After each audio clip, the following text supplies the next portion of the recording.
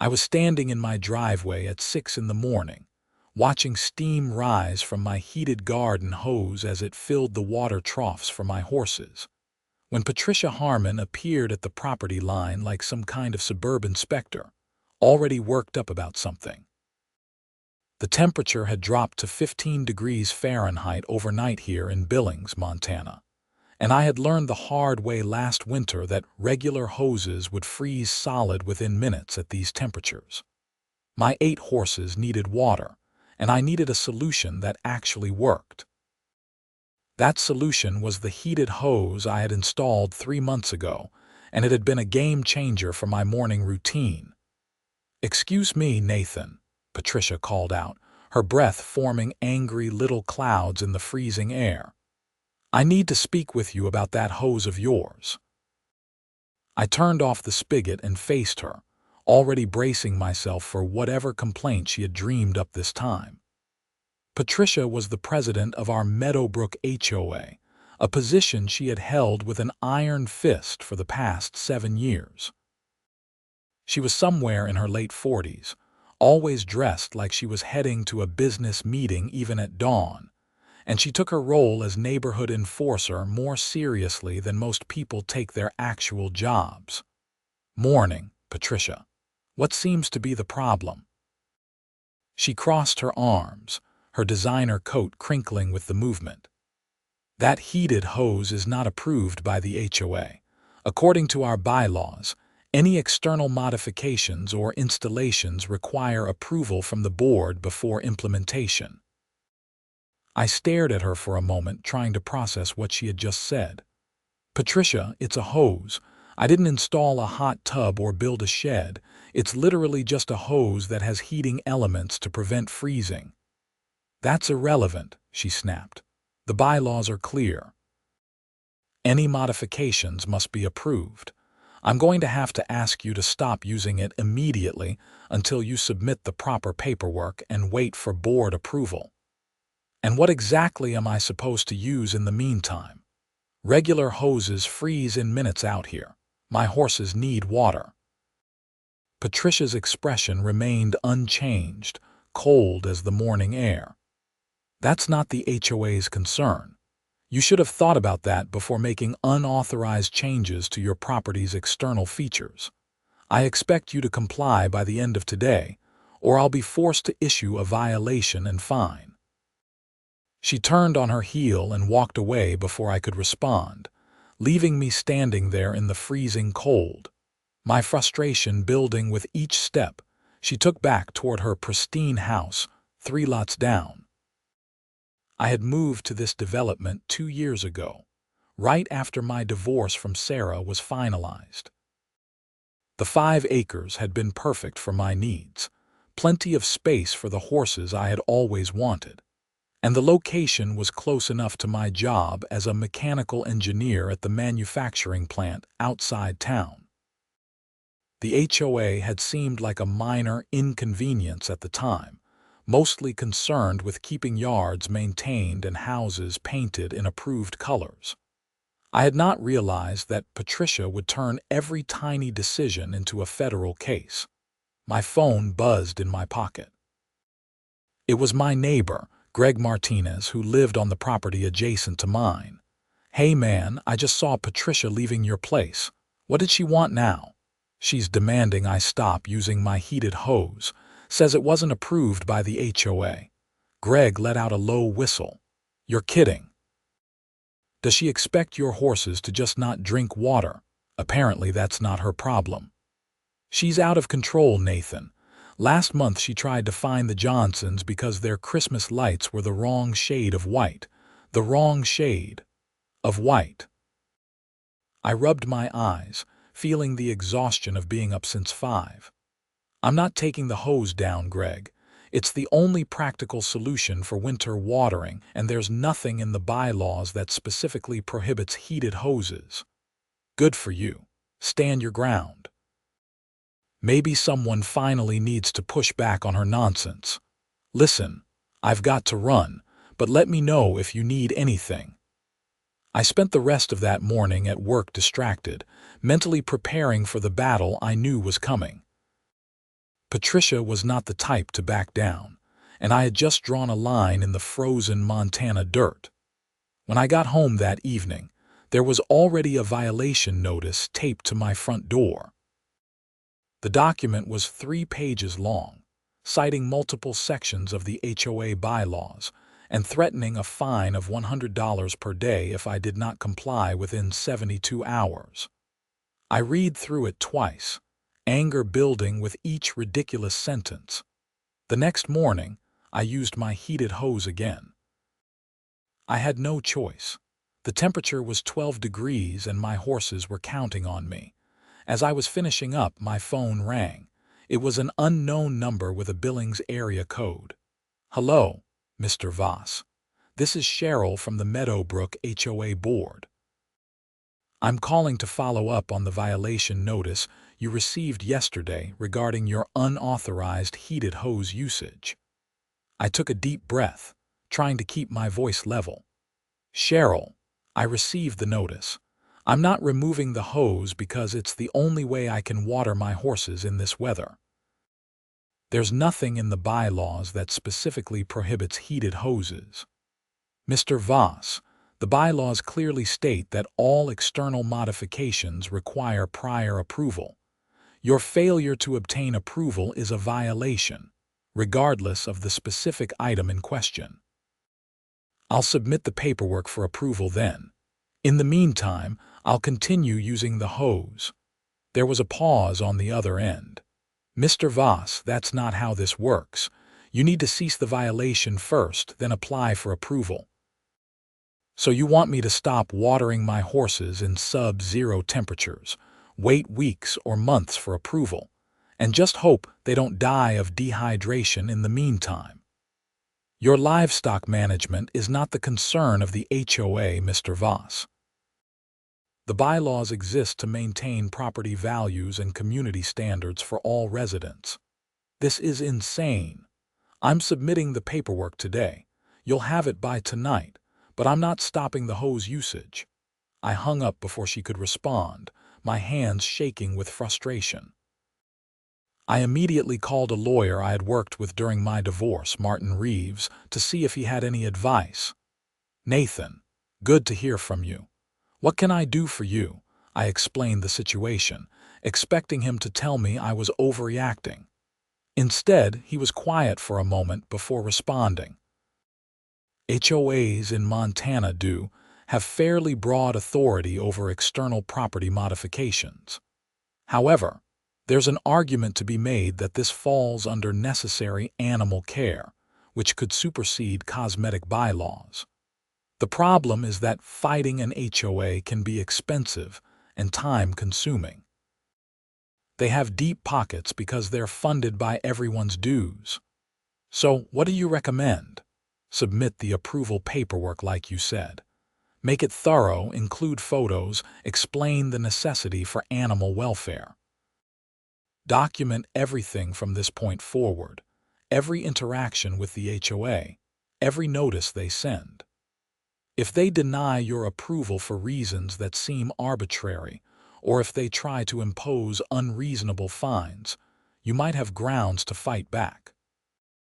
But Nathan, be prepared for this to get ugly if Patricia is as vindictive as you're describing." "Thanks, Martin. I'll keep you updated." That evening, I spent 3 hours putting together the most comprehensive heated hose approval application that had probably ever been submitted to any HOA in history. I included technical specifications, photos from multiple angles, a detailed explanation of why heated hoses were necessary for livestock care in Montana winters, veterinary statements about equine hydration needs, and even research about frost-free solutions. I submitted it through the HOA's online portal and sent a copy via certified mail. The next 2 weeks were tense. I continued using my heated hose every morning and evening, and Patricia continued driving by my property at random times, clearly monitoring my compliance. I started taking photos and videos every time I saw her car slow down near my driveway, building my documentation file like Martin had suggested. The temperature dropped even further as January settled in, hitting single digits and below zero on several nights. I was grateful for my heated hose every single day, watching neighbors struggle with frozen outdoor faucets and burst pipes. On a Thursday morning, as I was heading out to water the horses, I noticed something odd. Patricia's house, which was usually pristine and perfectly maintained, had water stains running down the front siding. As I looked closer, I could see ice buildup around one of her outdoor spigots. A regular garden hose lay on the ground, split open from freezing, water pooled and frozen around it. Greg called me an hour later, his voice barely containing laughter. "Did you see Patricia's house? Her outdoor pipes burst last night. She had a regular hose connected and the whole thing froze and ruptured. There's water damage inside her garage too." I saw the outside. "That's rough. Rough." "Nathan, it's karmic justice. She's been harassing you about your heated hose while using a regular one herself. The irony is beautiful." I couldn't help but smile, though I tried to feel some sympathy for her situation. Burst pipes were a nightmare to deal with, and the water damage could be extensive. Still, the timing was almost too perfect. That afternoon, I received an email from the HOA. My application had been denied. The reasoning was vague, citing concerns about aesthetic consistency and precedent setting for other residents. There was no mention of the animal welfare aspects I had carefully documented, no acknowledgement of the practical necessity, just a flat denial, and a reminder that my daily fines were accumulating. According to their math, I now owed $700 in violation fines, with the amount growing by $100 every day I continued using the heated hose. I called Martin immediately. They denied it. The reasoning is completely arbitrary, and they're saying I owe $700 in fines already. Forward me everything, Nathan. The application you submitted, their denial, all the violation notices. I think we might have enough to challenge this, especially if we can demonstrate that their enforcement is arbitrary or discriminatory." "What do you mean by discriminatory? Are other people in the neighborhood using heated hoses or similar winter equipment?" "I don't know. I could ask around." "Do that. If you can show that they're singling you out while allowing others to use similar equipment, or if we can demonstrate that their denial was unreasonable given your documented need, we have a case. Also, keep using the hose. Don't let them bully you into compliance." Over the next few days, I talked to everyone in the neighborhood I could find. Out of the 45 homes in Meadowbrook, 8 others had horses or livestock. I discovered that 3 of them used heated hoses or heated water buckets, none of which had been approved by the HOA. 2 of them had never even been approached about violations. When I brought this to Martin, he was immediately interested. That's selective enforcement. The HOA can't apply rules to one homeowner while ignoring the same behavior in others. That's exactly what we need. Get statements from those neighbors if you can, even just informal emails confirming they use similar equipment and haven't been cited for violations. I reached out to the 3 neighbors with heated equipment. 2 of them, Tom Chen and Rebecca Mills, were willing to provide written statements. The third was worried about drawing Patricia's attention and declined, which I understood completely. Armed with this new information, I drafted a detailed response to the HOA's denial. I pointed out the selective enforcement, included the neighbor statements, reiterated the animal welfare necessity, and formally disputed all fines levied against me. I sent copies to every member of the HOA board, not just Patricia. The response came faster than I expected. Within 48 hours, I received a phone call from Douglas Finch, the HOA board treasurer. "Mr. Voss, this is Doug Finch from the Meadowbrook board. I wanted to reach out about your response letter and the issues you've raised." "Thanks for calling, Mr. Finch. Please call me Doug." "Listen, I'll be honest with you. I wasn't aware of the selective enforcement situation until I read your letter. Patricia handles most of the day-to-day enforcement, and the rest of us typically trust her judgment on these matters. But what you've documented is concerning." I felt a small surge of hope.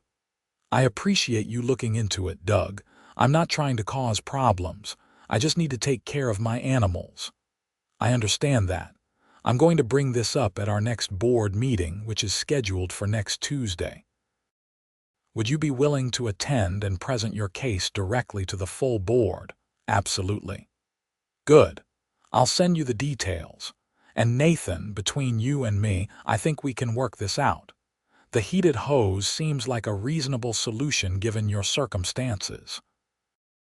After the call, I felt cautiously optimistic for the first time in weeks. Maybe this would be resolved without a legal battle after all. Tuesday evening arrived cold and clear, the temperature hovering around 8 degrees.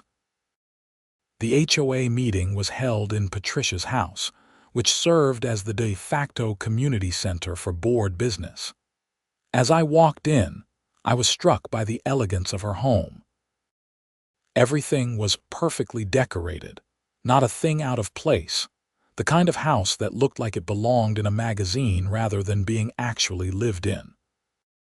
The board consisted of 5 people: Patricia as president, Doug as treasurer, Melissa Carpenter as secretary, James Wu as vice president, and Linda Foster as a general board member. They sat around Patricia's formal dining table, and a chair had been set up across from them for me. Patricia called the meeting to order with barely concealed irritation. "We have a special agenda item this evening.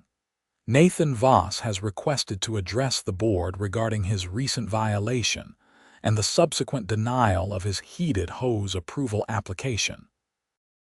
I stood and distributed copies of a presentation I had prepared, complete with photos, technical specifications, the veterinary statements, and most importantly, the documentation of selective enforcement. "Thank you all for meeting with me. I know your time is valuable. I want to address the heated hose situation directly and hopefully reach a resolution that works for everyone." For the next 20 minutes, I walked them through everything. I explained the necessity of heated hoses for livestock care in Montana winters, showed them the technical specs proving the hose was safe and up to code, and presented the veterinary statements about equine hydration needs. Then, I got to the selective enforcement evidence. As you can see here, I've documented 3 other properties in Meadowbrook that use either heated hoses or heated water equipment for their animals. None of them received violation notices. None of them were required to seek approval. The inconsistent application of the bylaws raises serious legal questions about discriminatory enforcement. Patricia's face had gone red. "Those situations are completely different." "How so?" I asked, keeping my voice level. "They just are. Each property situation is unique and has to be evaluated on its own merits." Doug cut in, his voice calm but firm. "Patricia, with all due respect, that doesn't really answer the question. If 3 other properties are using similar equipment without approval and without violations, why is Nathan's situation different?" "Because he didn't seek approval first," Patricia snapped. "Neither did the others," I pointed out. "Tom Chen has been using heated water buckets for 4 years. Rebecca Mills installed her heated hose setup 2 years ago. If the bylaw requires prior approval, that should apply to everyone, not just me." James Wu, who had been quiet until now, spoke up. "Nathan makes a good point. Either we enforce the rule consistently for everyone, or we need to acknowledge that we've been inconsistent and adjust accordingly. We can't single out one homeowner. I move that we approve Nathan's heated hose application, Doug said suddenly. It's clearly a necessary item for animal care. It's safe. It doesn't violate any actual aesthetic standards since it's just a hose, and we've implicitly approved similar equipment by not enforcing the bylaw with other homeowners. There's no logical reason to deny it. I second that motion, James said immediately. Patricia looked like she wanted to explode. This is ridiculous. If we start allowing everyone to just install whatever they want without proper approval processes, the entire purpose of the HOA falls apart. No one is suggesting that, Melissa said, speaking for the first time. She had been taking notes throughout the meeting, her expression thoughtful. We're talking about one specific situation where the homeowner has documented a legitimate need. The equipment is safe and code compliant. And we've already failed to enforce the rule consistently with other homeowners. Continuing to deny Nathan's application opens us up to legal liability for selective enforcement. All in favor of approving Nathan Voss's heated hose application, Doug called. 4 hands went up. Only Patricia abstained, her arms crossed tightly over her chest. Motion passes. Nathan, your heated hose is approved. We'll also be rescinding all fines that were levied against you since the basis for those fines is now void. Relief washed over me. Thank you. I really appreciate everyone's time and consideration. We'll be reviewing our enforcement procedures to ensure consistency going forward, James added, giving Patricia a meaningful look. And we'll be reaching out to the other homeowners who have similar equipment to formally approve their setups as well, to keep everything above board. As I left Patricia's house that night, I could hear her voice rising inside, clearly angry about how the meeting had gone. I did not care. The issue was resolved. My horses would continue to have water, and I would not have to pay ridiculous fines for taking care of my animals. The next morning I was up at my usual time, using my newly approved heated hose to fill the water troughs. The sunrise was spectacular, painting the Montana sky in shades of pink and gold, and the cold air felt clean and crisp in my lungs. For the first time in weeks, I was actually enjoying my morning routine instead of dreading the next HOA confrontation. That peace lasted exactly 4 days. On Saturday morning, I found all 4 of my tires slashed. My truck sat in the driveway, listing to one side, rubber shredded and destroyed. I stood there in shock for a moment before pulling out my phone and calling the police. Officer Sarah Bennett arrived within 20 minutes, a middle-aged woman with a no-nonsense demeanor and sharp eyes that took in everything. "Mr. Voss, I'm Officer Bennett. You reported vandalism." I showed her the tires, and she immediately began documenting everything with photos and notes. "Do you have any idea who might have done this? I have a suspicion, but no proof." "Tell me about the suspicion." I explained the entire HOA situation, from the initial confrontation about the heated hose to the board meeting where Patricia was overruled. Officer Bennett listened carefully, taking notes. "So you think Patricia Harmon might be responsible?" Like I said, I have no proof. "But the timing is suspicious. 4 days after she lost the vote, my tires get slashed. That's quite a coincidence. Do you have any security cameras on your property?" "No, but I'm definitely installing some now." "Good idea." Unfortunately, without any evidence or witnesses, there's not much we can do at this point. I'll file a report, and I'll make a note of your concerns about Miss Harmon. If anything else happens, call us immediately, and get those cameras up as soon as possible. After Officer Bennett left, I called my insurance company and arranged for a tow truck to take my vehicle to the tire shop. The manager there, A guy named Rick, who I had done business with before, shook his head when he saw the damage. "Man, someone really had it out for you. These weren't just slashed, they were absolutely shredded. Whoever did this was angry. How soon can you get me new tires? I've got a set in stock that'll work. Give me 3 hours." I spent those 3 hours at the nearby coffee shop researching security camera systems on my laptop. By the time Rick called to tell me my truck was ready, I had ordered a comprehensive setup with cameras covering every angle of my property, including the driveway, the barn area where I kept my horses, and both sides of my house. They would be delivered on Monday, and I had already arranged to take half a day off work to install them. That evening, Greg came over with a 6-pack of beer and moral support. "I heard about your tires, man. That's messed up." "Yeah. I'm about 90% sure it was Patricia, but I can't prove it. Everyone in the neighborhood is talking about it. Most people think she did it too. She's been getting more unhinged lately." "More unhinged than usual," Greg laughed, but it was without humor. After that board meeting, she went around to several houses, including mine, trying to rally support for stricter bylaw enforcement. She's convinced that the board is becoming too lenient, and that property values are going to plummet if people are allowed to just do whatever they want. She used your heated hose as an example of the slippery slope. Great. So now I'm the villain in her narrative. Pretty much. But here's the thing, most people aren't buying it. The Johnsons told her to leave their property when she started in on them. The Mills family shut the door in her face. She's losing support, and I think she knows it, which is probably why she's lashing out. We sat in silence for a moment, drinking our beers and watching the sun set over the Montana landscape. "Thanks for having my back through all this, Greg.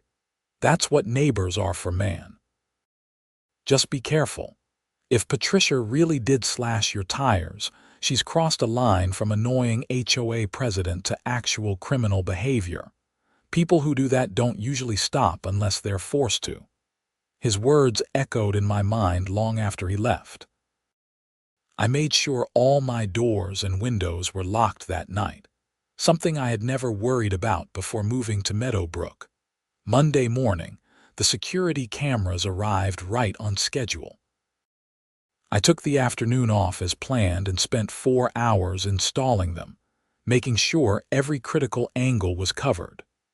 The system was wireless and cloud-based, meaning all the footage would be automatically backed up online, even if someone tried to destroy the cameras themselves.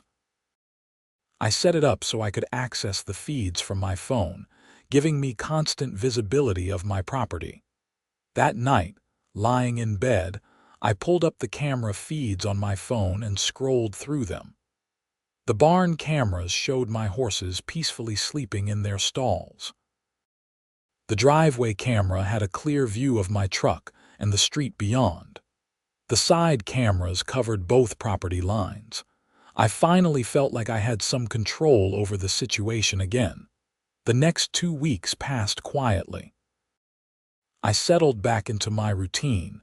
The security cameras became part of the background of daily life, and the HOA seemed to have moved on to other business.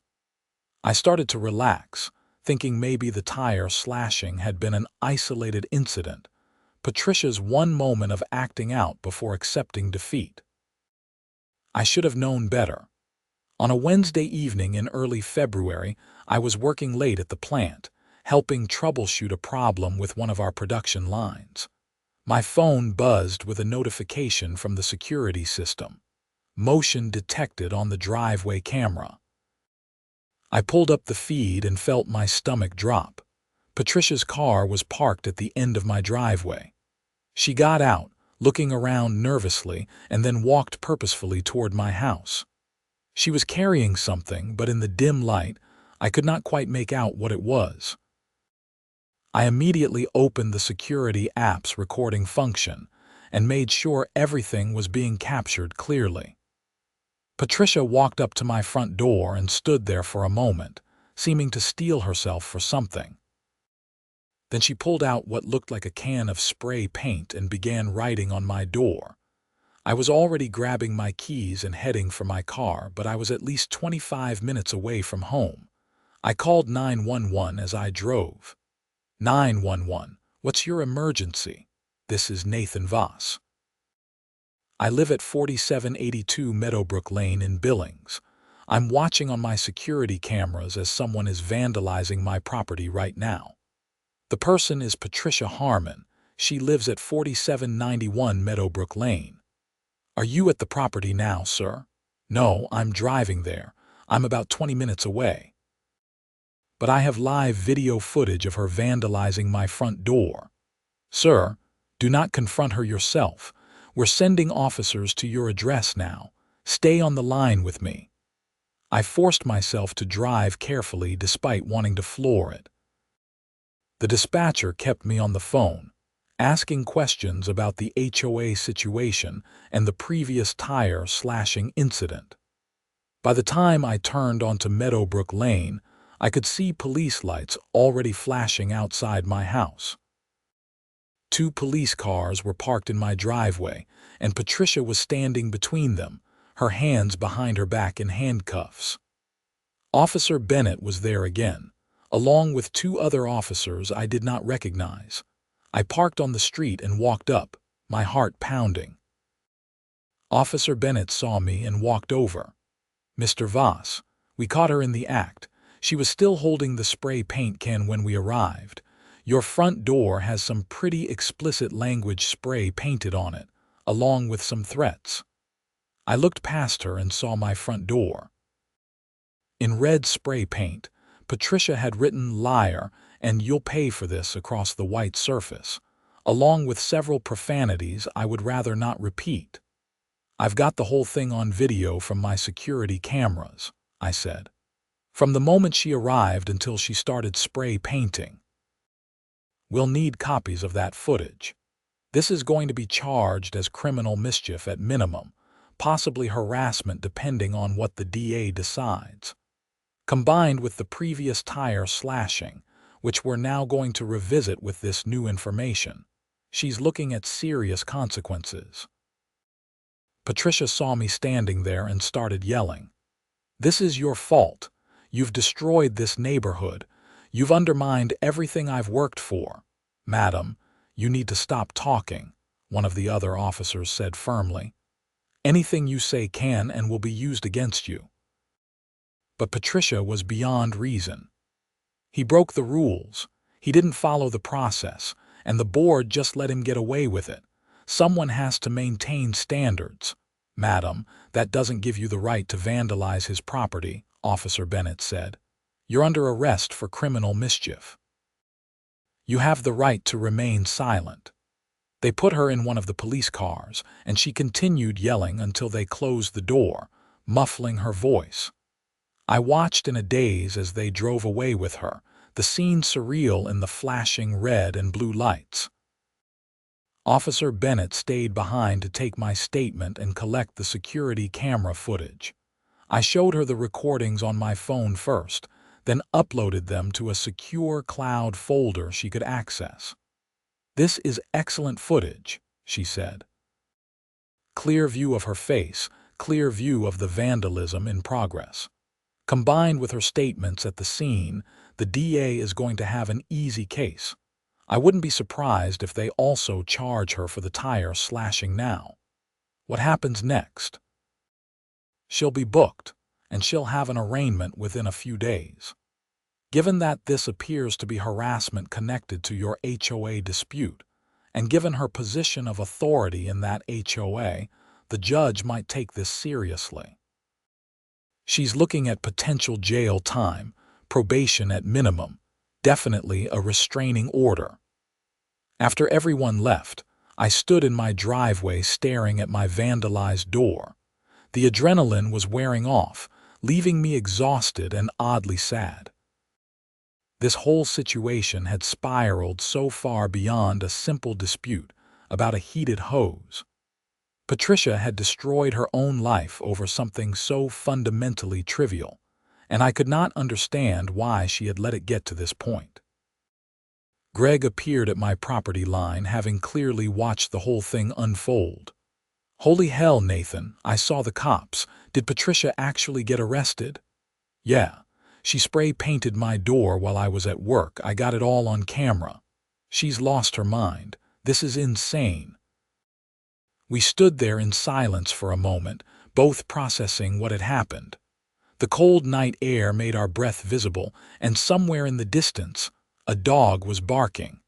"What are you going to do about the door?" Greg asked. "I'll deal with it tomorrow.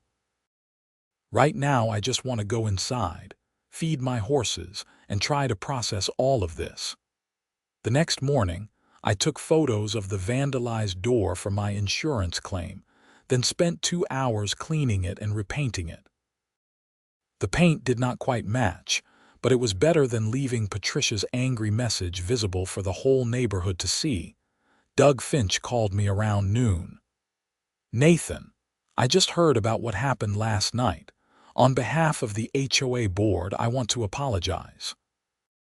This situation never should have escalated to this point. It's not your fault, Doug. Patricia made her own choices. Still, as treasurer and now acting president since Patricia has been arrested, I want to make sure you know that the board stands behind the decision we made at that meeting. Your heated hose is approved. You're not facing any fines or violations, and we're going to be reviewing all of our enforcement policies to make sure something like this never happens again. I appreciate that. There's going to be an emergency board meeting next week to discuss Patricia's removal from the board and to elect a new president. Would you be interested in attending? Not as someone being scrutinized, but as a concerned homeowner who might have input on how we can improve things going forward." "Sure, I'll be there." Over the next few days, the story spread through Meadowbrook like wildfire. Most neighbors were shocked that Patricia had been arrested, though some admitted they were not entirely surprised given how obsessive she had become about HOA enforcement. Several people reached out to me with support, including Tom Chen and Rebecca Mills, the other homeowners with heated livestock equipment. "I feel partially responsible," Rebecca said when she called. "If I had been willing to provide a statement earlier, to go on record about my heated hose, maybe this would have been resolved sooner and Patricia wouldn't have spiraled like this." "Rebecca, this isn't on you. Patricia made her own choices. You were just trying to avoid becoming a target yourself, which I completely understand. Patricia's arraignment happened on Friday. I did not attend, but Martin Reeves, who I had kept in the loop about everything, filled me in on the details. She was charged with criminal mischief harassment, and they added a vandalism charge related to your tires based on the circumstantial evidence and her statements to police. She pleaded not guilty and posted bail. Her trial is set for March, so she's out already." "Yes, but the judge issued a restraining order. She has to stay at least 500 feet away from you and your property. If she violates it, she goes straight to jail." I felt relieved about the restraining order but uneasy about her being out on bail. People who felt cornered sometimes did unpredictable things, and Patricia had already proven she was willing to break the law.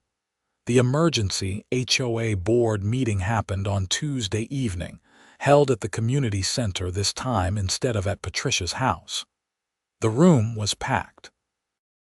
Nearly 30 homeowners showed up, far more than typically attended these meetings. Doug called the meeting to order and got right to the point. "We're here tonight to discuss the removal of Patricia Harmon from the HOA board in light of her recent arrest and the charges against her. According to our bylaws, a board member can be removed by a 2/3 vote of the board for conduct unbecoming or for actions that bring disrepute to the association." James Wu spoke next. "I think Patricia's actions clearly meet that standard. She used her position as HOA president to target a homeowner with selective enforcement, and when that didn't work, she escalated to criminal behavior. That's not someone who should be representing this community. Melissa Carpenter added, I've been reviewing our records, and I've found several other instances of what looks like selective enforcement over the past few years. Nothing as dramatic as Nathan's situation, but concerning nonetheless. I think we need a fresh start with new leadership. The vote was unanimous. Patricia was removed from the board effective immediately. The next order of business was electing a new president. After some discussion, James Wu was nominated and elected. He had been vice president for 2 years and had a reputation for being fair-minded and practical. My first priority as president is going to be creating a clearer, more transparent enforcement process, James said. No more arbitrary decisions. No more selective enforcement. If we're going to have rules, they need to be applied consistently and fairly to everyone. And if a homeowner has a legitimate need that conflicts with a bylaw, we need to have a reasonable exception process. The room broke into applause. I found myself clapping along, feeling a weight lift from my shoulders. This was what the HOA should have been all along, a group of neighbors working together to maintain the community, not a power trip for one person with a grudge. After the meeting, several neighbors came up to thank me for standing my ground against Patricia's overreach. An older man named Harold Bennett, who lived on the far end of the development, shook my hand vigorously. You did us all a favor, son. Patricia has been a tyrant for years, but nobody wanted to be the one to challenge her. You stood up for yourself, and it exposed all the problems with how she was running things. The neighborhood is going to be better for it. Winter continued its harsh grip on Montana through February and into March. My heated hose continued to work perfectly, keeping my horses supplied with unfrozen water through temperatures that regularly dipped below zero. Every morning when I used it, I felt a small sense of satisfaction. This simple tool, which had caused such an absurd amount of conflict, was just doing its job, keeping my animals healthy and hydrated. Patricia's trial began on March 15th. Martin Reeves attended as an observer and reported back to me each day. The prosecution has a slam-dunk case, he said after the first day. The security camera footage is devastating, and Patricia's statements to the police at the scene are being used against her. Her lawyer is trying to paint her as someone who was under extreme stress and had a mental health crisis, which might help with sentencing but isn't going to get her off the charges. The trial lasted 3 days. The jury deliberated for less than 2 hours before returning guilty verdicts on all counts. Sentencing was scheduled for 2 weeks later. I attended the sentencing hearing, wanting to see this chapter finally close. Patricia looked smaller somehow, diminished in a way that went beyond just the stress of the trial. She had lost her position of authority, her reputation in the community, and now potentially her freedom. The judge was a stern woman in her 60s named Margaret Riston. She reviewed the case thoroughly before speaking. Miss Harmon, you held a position of trust and authority in your community. Instead of using that position responsibly, you engaged in a pattern of selective enforcement, harassment, and ultimately criminal behavior against a homeowner who simply wanted to care for his animals. The evidence shows that you slashed his tires, vandalized his property, and caused him significant emotional distress and financial harm. These are serious crimes that cannot be dismissed simply as an HOA dispute gone wrong. Judge Riston sentenced Patricia to 90 days in county jail, with 60 days suspended, meaning she would serve 30 days. After her release, she would be on probation for 2 years, during which she would be required to attend anger management counseling and perform 200 hours of community service. She was also ordered to pay restitution for the tire damage, the door repair, and my security camera installation, totaling nearly $3,000. Additionally, Judge Rastan continued, the restraining order will remain in place for the duration of your probation. You are to have no contact with Mr. Voss, and you are prohibited from holding any position of authority in any homeowners association during this time. Do you understand these terms? Patricia nodded, her voice barely audible. Yes, Your Honor. As I left the courthouse that day, I felt a strange mix of emotions. Relief that it was finally over, satisfaction that justice had been served, but also a lingering sadness about how unnecessarily this had all escalated. Patricia had ruined her own life over a heated hose and her inability to accept that she was wrong. Spring arrived in Montana with its usual dramatic flair, the snow melting rapidly and revealing the brown grass beneath.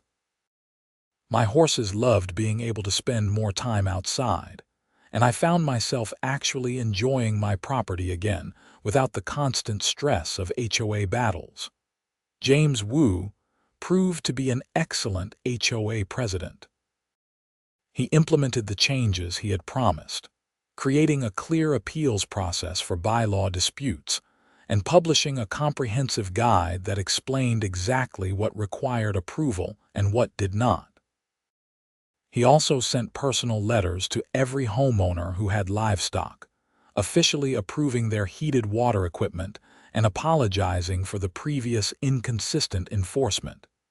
In April, I received a check from Patricia for the full restitution amount.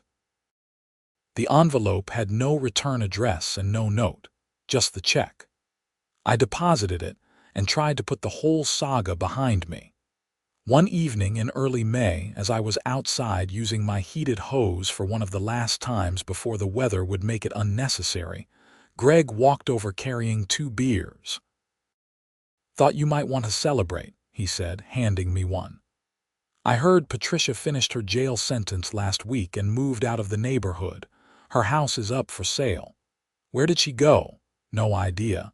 Somewhere far from here, hopefully, where she can get the help she clearly needs." We stood there in the fading light, watching my horses drink from the troughs.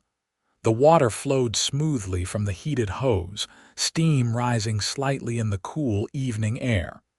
"You know what the craziest part of all this is?" I said. "It was just a hose. That's all it ever was. Just a practical solution to a simple problem, and it somehow became this huge thing that destroyed her life." "That's not on you, man. You just wanted to take care of your horses.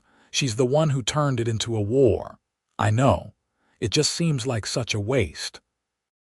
We finished our beers in comfortable silence. In the distance, I could see lights coming on in houses across Meadowbrook. The neighborhood looked peaceful, quiet, normal. It was hard to believe that just a few months ago it had been the center of such chaos. The new family that bought Patricia's house moved in during June. They were young, probably in their early 30s, with 2 small children and a golden retriever. The husband, whose name was Chris, came over to introduce himself a few days after they moved in. "I heard there was some drama with the previous owner," he said, clearly fishing for information. "Yeah, there was, but it's all resolved now. The HOA is under new management and things are a lot better." "Good to hear." We were a little worried when the realtor mentioned there had been some issues, but everyone we've talked to has said the neighborhood is great. It is. Welcome to Meadowbrook. Summer settled in, bringing warm days and cool nights. I put the heated hose away in the barn, where it would stay until October or November when the cold weather returned. Looking at it sitting there coiled up, it was hard to believe it had been at the center of such controversy. Martin Reeves called me in July with an unexpected update. "Nathan, I thought you should know. Patricia Harmon filed for bankruptcy last month. The legal fees from her trial, the restitution payments, and the loss of value on her house that she had to sell quickly, it wiped her out financially. That's rough. It is. I'm not calling to gloat or anything. I just thought you should have closure on the whole situation. She's living in a small apartment in Great Falls now, working as a retail manager. Her HOA days are definitely over. After he hung up, I sat with that information for a while.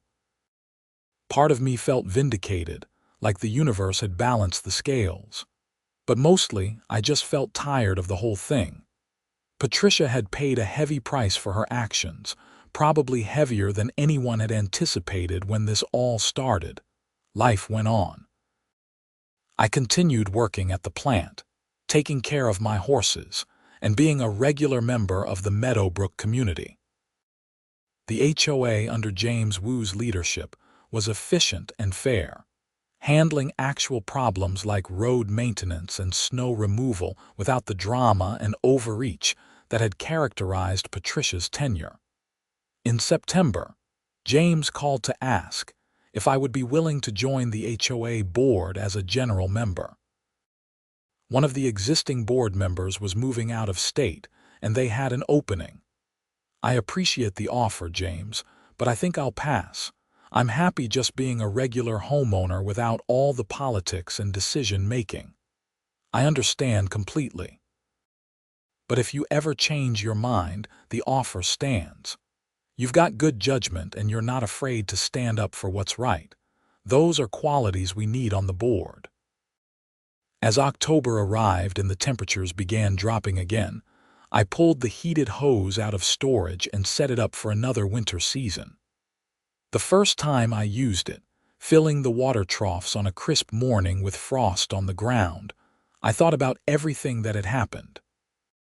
A simple heated hose had exposed selective enforcement, brought down a tyrant HOA president, led to criminal charges and jail time, and ultimately changed the culture of an entire neighborhood for the better. All because I had refused to back down when I knew I was right. Greg walked over with his usual morning greeting, coffee cup in hand. Another year, another heated hose season. Yep, and this time nobody's giving me grief about it. That's progress. You know, the new family in Patricia's old house just got a couple of goats. Chris was asking me about heated water solutions. I told him to talk to you. I'll help him out. Maybe I'll even let him know where to get a good heated hose. We both laughed. The tension and fear that had characterized the previous winter was completely gone, replaced by the easy camaraderie of neighbors helping each other out. The Montana winter came on strong that year, with early snow in November and bitter cold by December. My heated hose worked flawlessly through it all, and I made a point to check on my neighbors with livestock to make sure they had adequate winter watering solutions. Chris did end up buying a heated hose for his goats, and Tom Chen replaced his old heated buckets with a newer model. On Christmas morning, I woke up to find that someone had left a plate of cookies on my front porch with a note. "Thank you for making our neighborhood better. Merry Christmas from the Meadowbrook community." I never found out exactly who left it, but it did not matter. That simple gesture meant more to me than any official recognition could have. My stand against unfair HOA enforcement had not just been about me and my horses. It had been about creating a community where people could live without fear of arbitrary rules and selective enforcement. As I stood in my driveway that Christmas afternoon, watching the snow fall gently on the Montana landscape, I thought about the journey that had brought me here, the divorce that had led me to buy this property, the horses that had given me purpose during a difficult time, the heated hose that had become an unexpected symbol of resistance, and Patricia, whose inability to admit she was wrong had cost her everything. The heated hose sat in my driveway, doing its job, keeping water flowing to animals that depended on it. That was all it had ever needed to do. Everything else, all the drama and conflict and eventual criminal charges that had been about human nature, about power and control and the inability to compromise. I went inside and called my daughter, Emma, who lived in Seattle. We had not been as close since the divorce, but we had been working on rebuilding our relationship. "Merry Christmas, Emma." "Merry Christmas, Dad. How are the horses?" "They're good. Staying warm despite the cold. How's everything with you?" We talked for an hour, catching up on her life and her job and her plans. Before we hung up, she said something that stuck with me. "Dad, I'm proud of you for standing up for yourself with that HOA thing. Mom told me about it. She said you handled it really well, that the old you might have just backed down to avoid conflict." "That means a lot, Emma. I'm trying to be better about that." After the call, I sat in my living room watching the snow fall and feeling content. The legal case was closed. Patricia was serving her sentence and trying to rebuild her life elsewhere. The HOA was functioning properly under fair leadership. My horses were healthy and well cared for. And I had learned something important about standing firm when you know you are right. The year turned over into a new January, bringing with it fresh snow and cold temperatures. My heated hose continued its quiet work, never freezing, never failing, just doing exactly what it was designed to do. Sometimes I would see James Wu out checking the neighborhood roads after a snowstorm, making sure everything was properly maintained. He would wave and stop to chat about normal things like weather and weekend plans. The HOA had become what it was always supposed to be, a practical organization handling community needs without drama or power trips. In February, I got a call from Officer Bennett. "Mr. Voss, I wanted to let you know that Patricia Harmon completed her jail sentence and probation requirements. The restraining order is still in effect, but she's fulfilled all the legal obligations of her sentence. Thanks for letting me know. I also wanted to say, off the record, that your case has been used as a training example at our department. How to handle HOA disputes that escalate to criminal behavior, the importance of security footage, building a paper trail. You did everything right in a difficult situation." After she hung up, I realized that was the closure I needed. The system had worked, justice had been served, and life had moved on. Spring came again, and with it the end of heated hose season. I cleaned it carefully and stored it away, already planning to buy a backup unit before next winter. Not because I expected any problems, but because I had learned the value of preparation and not being caught off guard. Chris from next door came over in April to ask advice about building a small barn for his goats. I spent an afternoon helping him draw up plans and explaining what had worked well with my setup. He mentioned that he was thinking about joining the HOA board. "You should do it," I encouraged him. "The board is really functional now under James's leadership. It's actually making a positive difference in the neighborhood." "Did you ever think about joining after everything that happened?" they asked, but I declined. I prefer just being a regular homeowner, but I'm glad good people like you are considering it. That's what keeps the HOA from going off the rails again. As summer arrived and my horses spent their days grazing peacefully in the pasture, I reflected on how much had changed in just over a year. A simple dispute over a heated hose had transformed an entire community, exposed corruption and selective enforcement, led to criminal charges, and ultimately created a better, fairer system for everyone. The heated hose sat in my barn, waiting for winter to return. It would do its job again when the time came, keeping water flowing when temperatures dropped below freezing.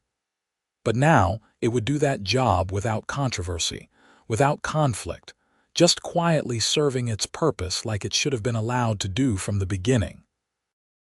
I had learned important lessons through this experience. The value of standing firm on principle even when facing opposition. The importance of documentation and building a clear record. The reality that people in positions of authority sometimes abuse that power and need to be held accountable. And the fact that communities work better when everyone follows the same rules and exceptions are granted fairly based on legitimate need rather than favoritism or personal vendettas. Greg stopped by one evening in late summer with news. Did you hear? James Wu is moving. He got a job offer in Colorado. There's going to be another election for HOA president. That's too bad. He was doing a good job. Yeah, but he's leaving the board in good shape. Melissa Carpenter is probably going to run for president. She's solid. What about you? Ever thought about running? Greg laughed. Hell no. I'm happy just paying my dues and keeping my grass mowed. Let other people deal with the politics. We sat on my porch drinking beer and watching the sunset paint the sky orange and purple. It was peaceful, ordinary, exactly what life in a neighborhood should be. The drama of the previous winter felt like ancient history, though it had only been 18 months. As autumn arrived and I began preparing for another winter, I pulled the heated hose out of storage and inspected it carefully. It was still in perfect condition, ready for another season of service. I installed it in late October, just before the first hard freeze. The first morning I used it that winter, I paused for a moment to appreciate the simple efficiency of the thing. Hot water flowed smoothly into the troughs, steam rising in the cold air, my horses drinking gratefully. This was what it had always been about. Not HOA politics or power struggles or personal vendettas. Just taking care of animals that depended on me. Nobody complained. Nobody sent violation notices. Nobody threatened fines. The heated hose was just another normal part of the neighborhood landscape, approved and accepted and unremarkable. That was how it should have been from the beginning, and that was how it would continue to be going forward. The story of the heated hose and Patricia Harmon's downfall would fade into neighborhood legend, told to new residents as a cautionary tale about HOA overreach. But the actual hose would just keep doing its job, winter after winter, causing no problems for anyone. And that simple resolution, that return to boring normalcy, was the best possible ending to the whole saga.